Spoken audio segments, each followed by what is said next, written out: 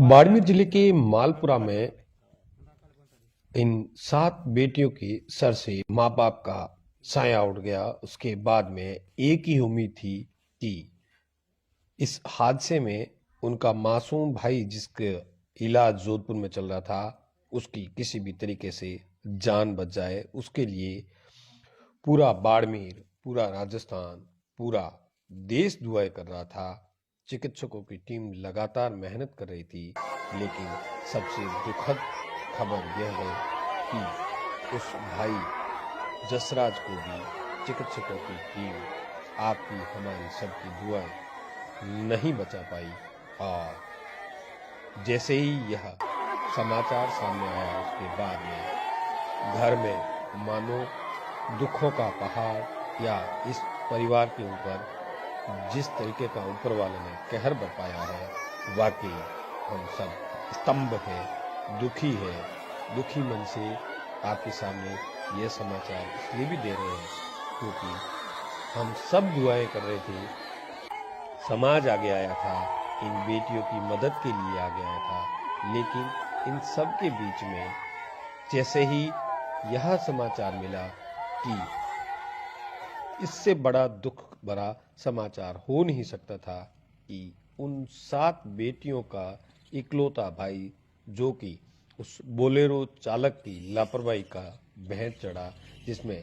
अपने माँ बाप को खोने के बाद में इस परिवार की बेटियों के लिए एक ही उम्मीद बनी थी कि उनका भाई कैसे भी करके बच जाए। लेकिन अब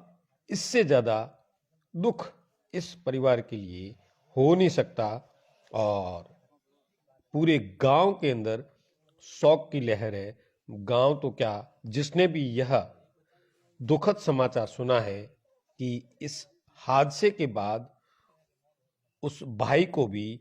चिकित्सकों की टीम नहीं बचा पाई है, उस जसराज को नहीं बचा पाई है,